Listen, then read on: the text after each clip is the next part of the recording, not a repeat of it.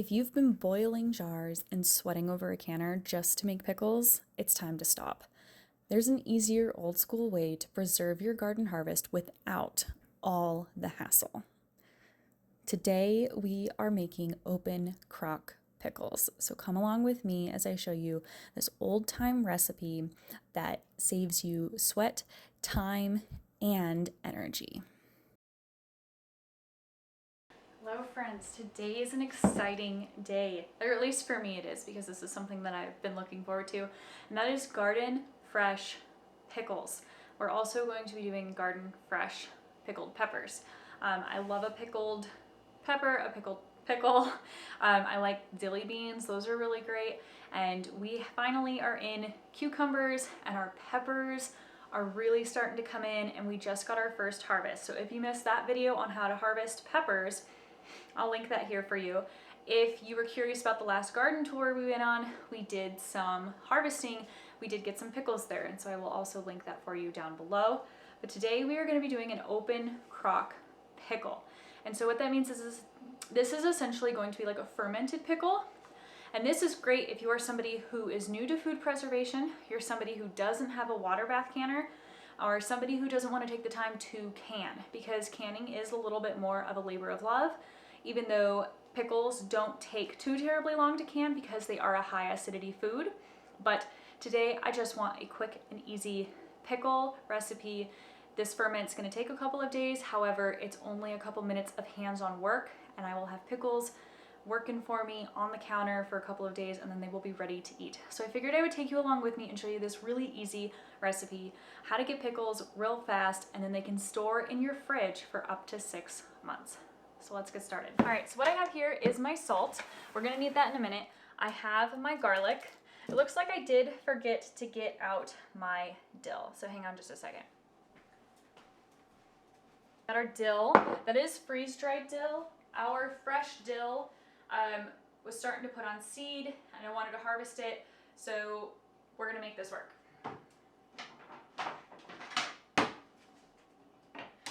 I also need a cutting board and a knife. So I have gone ahead and I have rinsed and washed all of our peppers and all of our cucumbers. So what you want to do with the cucumbers, you want to cut off the blossom end. So the end that was attached to the stem, not a huge deal, but they always say to cut off the end that the blossom or the flower was on. So we're going to go through all of our pickles. Most of them we are going to keep rather small.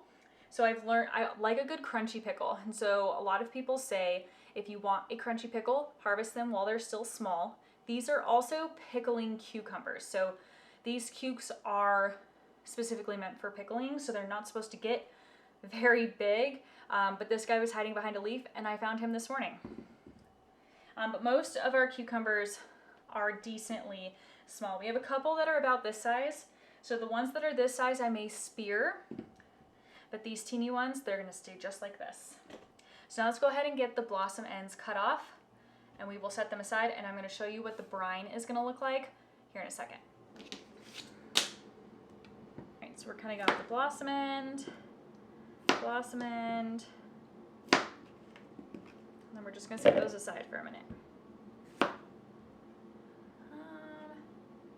We'll cut them up further. Let's see. We got to reassess.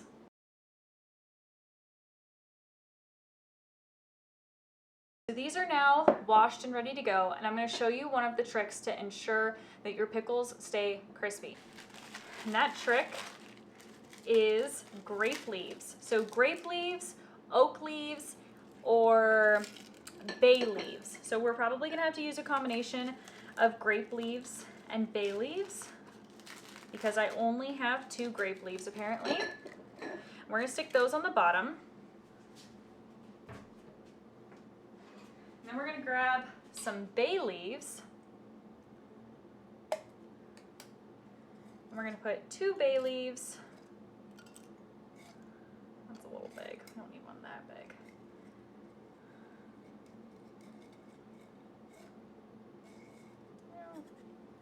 There we go. And the secret to putting the bay leaves, the grape leaves, or the oak leaves is they have tannins, and they say the tannins within those leaves are what help the pickle maintain its crispy crunchness. So I have used the grape leaves before because my coworker gave me some. I haven't asked her for any more, so we're gonna try the bay leaf method and see if that works. The next thing that I want to do is get some garlic ready. So I like garlic in my dill pickles. So what we're gonna do is we're gonna add a couple of cloves. We're also gonna go ahead and put our dill into the jars. That way it's at the bottom and the flavor can just permeate throughout the whole thing. So that's 4 cloves. We'll do a whole clove per jar. So let's go ahead and break our cloves.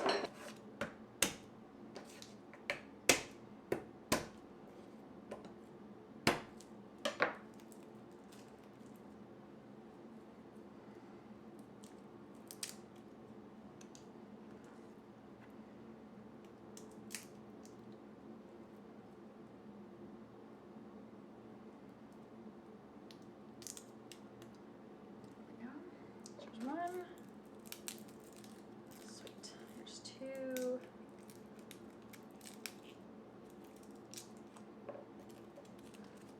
Okay, and all I'm going to do is crush these just a little bit more. I'm going to cut off the bottom end because I don't want the little stalk end in our final product. And now that these are crushed, they're each going to go in a jar. Now we can start. So this guy, we're going to cut it in half. We're going to cut it in half again. We're going to cut it in half again. So ideally, I would have very much liked, oh goodness, I am just skipping ahead of everything here, guys. We've got our dill. This cucumber smells amazing though.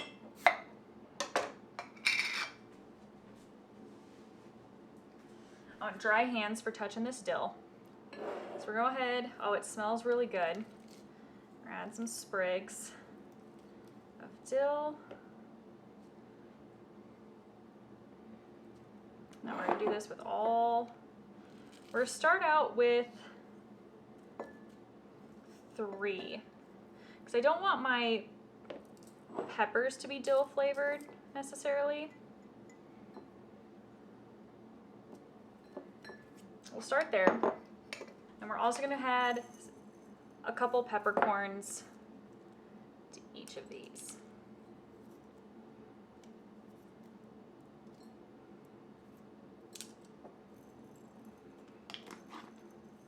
Sweet.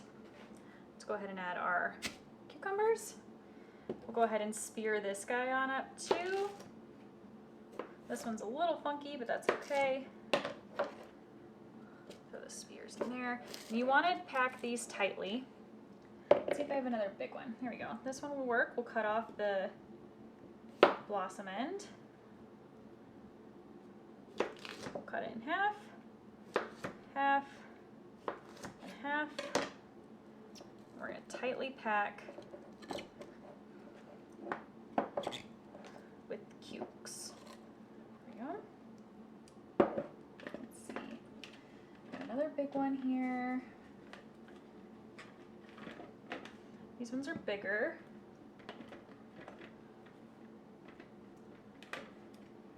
You're borderline. So we're just going to go ahead. We're going to slice off all the ends. We're going to spear these. We're going to shove them into our jars. So ideally, I would have liked to do this with quart mason jars. However, it turns out I have used all of my wide mouth quarts, and I really don't want to shove all of these into regular mouth quarts just because it's not going to be as easy to get the cucumbers or the pickles in and out. So we will just lay that one on top. So I chose to do these, I think they're 1.5 pints. They're not quite a quart, so we're making do with what we've got.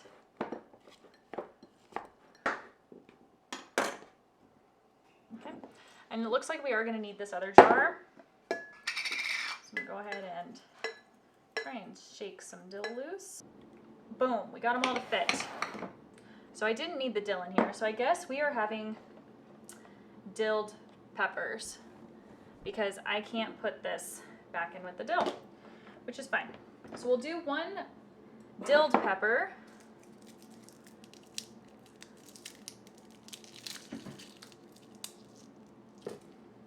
And we will do one non-dilled pepper.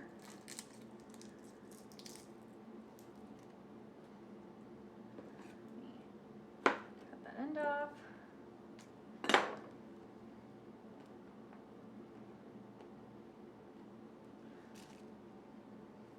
Let's add a couple peppercorns. Let's add a very large bay leaf. Let's see if one does the trick. So that'll be our other experiment because I've never used bay leaves. For our peppers, I'm just going to go ahead and cut the tops off. So these are banana peppers. I don't know if you were with me when we harvested these, because I don't think I harvested any banana peppers while we were out in the garden. They weren't quite ready, but these smell amazing. So let's go ahead and take a bite.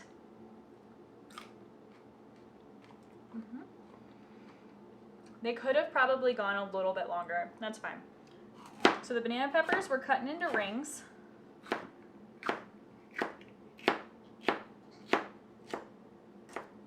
Okay. We're gonna put those with the dill. Sounds like a fun experiment. Since they don't have too terribly much flavor at the moment,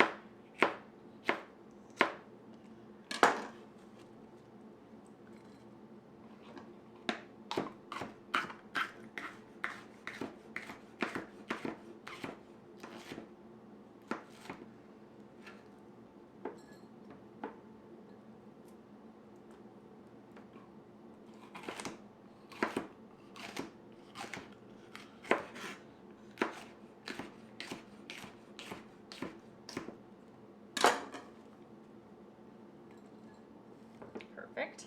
So let's go ahead and pick some pepperoncinis. So I think I have like 2 different varieties of pepperoncinis, or there was a weird pollination thing that happened. So these super dark ones, I don't know if the color's coming up for you quite right. These super dark ones are shishito peppers, but these are a little lighter, and these are the pepperoncinis, and I think these are also pepperoncinis because I did not have a lot of shishito peppers germinate this year. At least I didn't think I did. So we're going to throw the shishito peppers in with the banana peppers. I think that's the play I want to make. There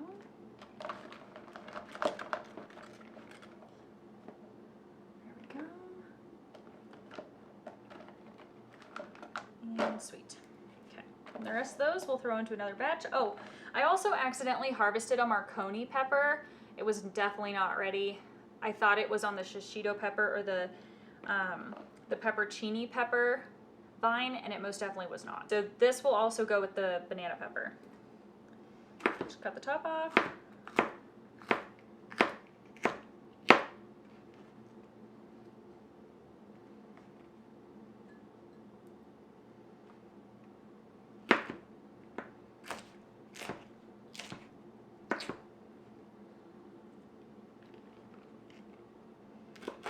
And none of these peppers are hot peppers, just so you know. So I have no issues touching these with my hands because these are not a hot pepper.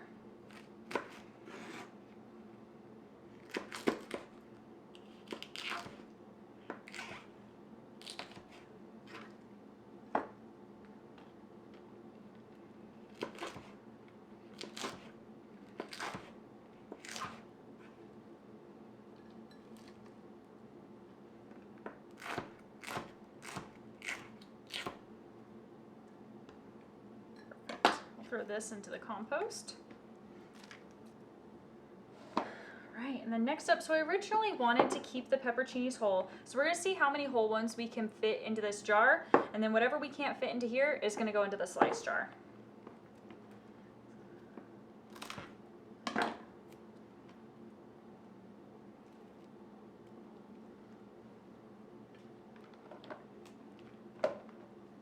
Oh, actually, what we need to do real quick is I read somewhere to do this is to still poke a hole in these. So let's do that. I almost forgot. Poking a hole helps get the maximum flavor throughout the whole pepper. So we're just going to go through and poke a hole.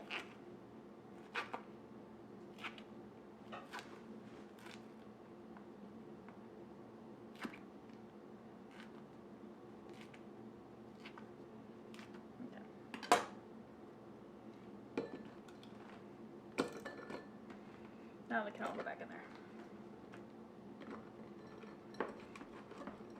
Change of plans. I want to keep these peppers whole. I really want to see how they turn out. So I am going to go ahead and use a small pint. See if I can find a tiny bay leaf. Tiny bay leaf. Sure, tiny bay leaf.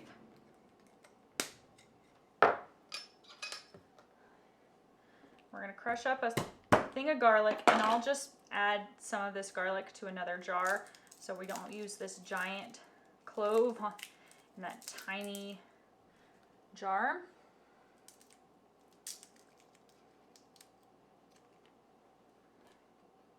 There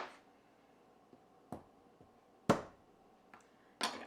So we'll put those pieces there, and we'll split some of this between that. Okie doke. Now we're going to go ahead and shove the rest of these in here if we can. Perfect. The next thing we need to do is we need to make our brine. So I had to make a brine for the sauerkraut that I made. So if you are interested in how to make sauerkraut, that video is here. That sauerkraut is officially done fermenting. It looks beautiful. I will bring it out here in a minute and I'll show you. It's now in the fridge. However, we did need to make an extra brine in the event that the cabbage didn't release enough moisture, so the instructions have me make an extra brine. So I figured out what concentration of water to salt this was. I don't want this to go to waste, so I am going to use it, but I figured out how I need to compensate to finish making the brine for these open crock pickles. So let's get that made. So this recipe calls for 1.5 quarts of water to 5 tablespoons of salt and 1 cup of white vinegar. So this is 2 cups of water and it has 2 teaspoons of salt.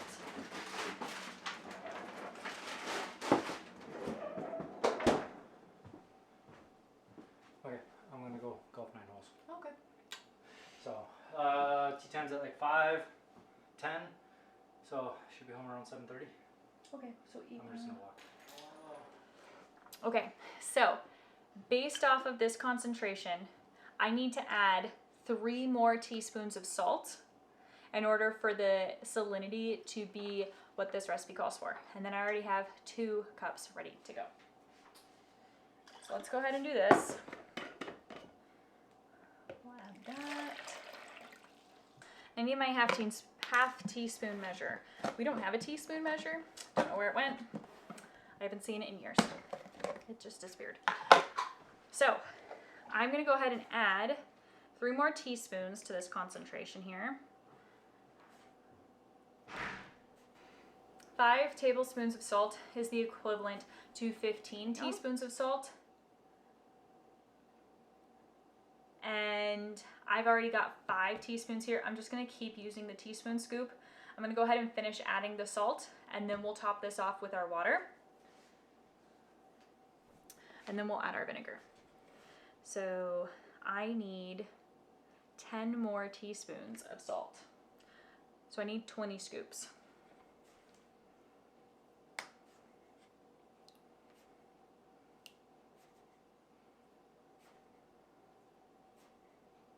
Go. Our salt is officially added. Let's get a whisk. I'm going to use my silicone whisk because I want this to be relatively non-reactive.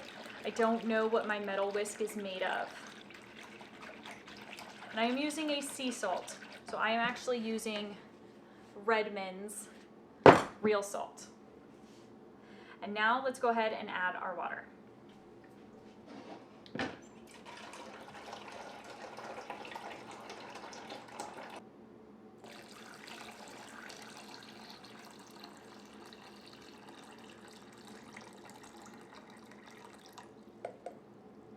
There we go. We got 6 cups of water here. We're going to continue to give this a stir. Try and dissolve some of the salt.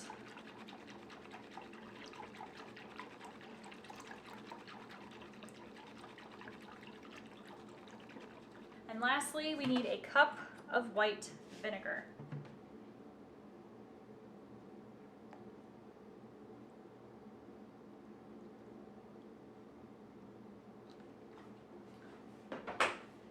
So in total, this is 7 cups of solution. 7 cups of brine, I should say. This can go in the trash.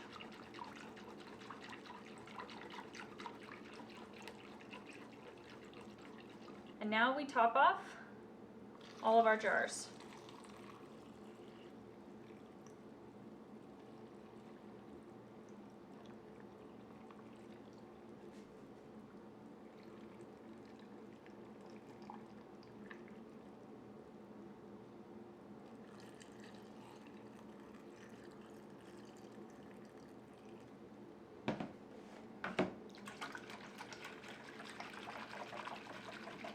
I may have to make up more brine, because I don't think I'm gonna have quite enough. Nope. I'm just shy. Wow. Let's see. Can I push?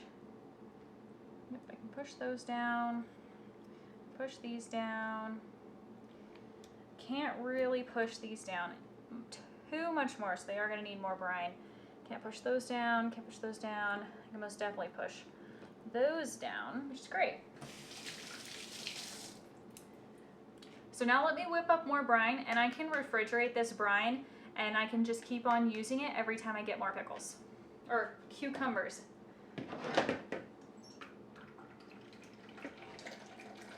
I made a half batch of this brine.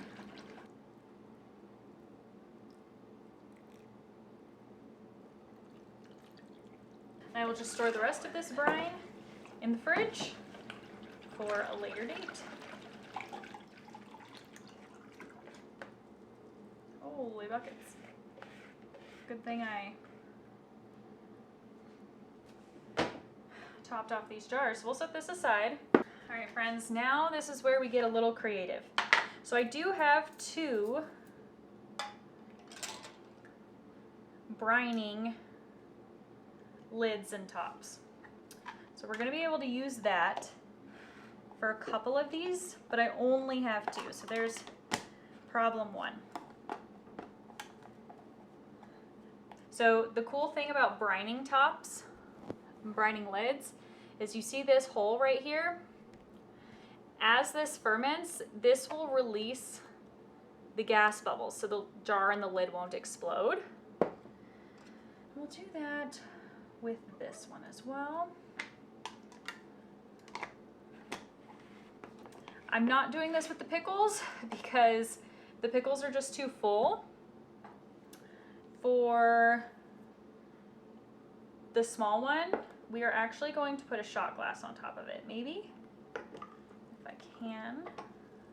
There we go. Hopefully I can keep that down somehow, so I can keep everything below the line. And I'll just put like a towel. I'll just put like a towel or something over this to keep the peppers all below the line. There we go. Perfect. So we'll figure that out. And now I need to figure out the cucumbers. These are going to be a little more tough. So I'm getting super creative here, y'all. I keep the lids of my Old Spice jars. So I'm going to do, so I'm going to plop this in here. I'm going to use that as a weight. I'm going to put something on top that'll hold this down. I'm going to do the same, can I do the same thing here? Yeah, I'm going to do the same thing here. We can do that here. Perfect. That's what we want. And then for these 3, I'm just gonna put the lid on just enough that it holds that weight I put on there down. That way it can have some, I don't know if that's gonna work. We have to put more brine in there. I'm gonna have to put more brine in here to keep that down. Okay. So that is what we'll do. I'm gonna try not to make a huge mess with these in the process.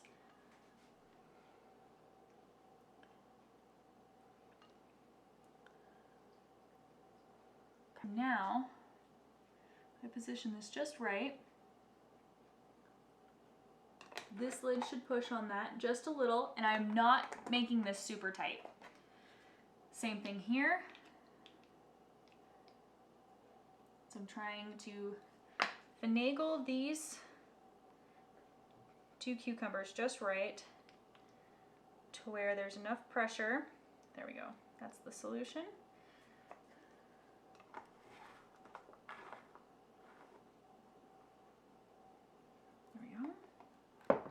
Just tight enough.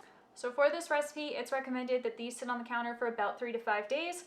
At about the 3-day mark, I will go in and taste to see if they're where I want them to be. And if they're not, I'll let them go another 5 days. But then as soon as they are ready, I will take the fermentation spring out. See, I have a pepper sitting on top right here. Oops. A pepper made it through, and he should not have. There we go. Which is another reason you want to check this, because you don't want the vegetables to be on the surface. That's how you get mold. So what we'll do, as soon as these are done, we'll take the fermentation lids off, we'll take the springs out, and they will go into the fridge, and they are good there for about 6 months. They are preserved in salt and vinegar, so no need to worry. They can last quite some time in a refrigerator.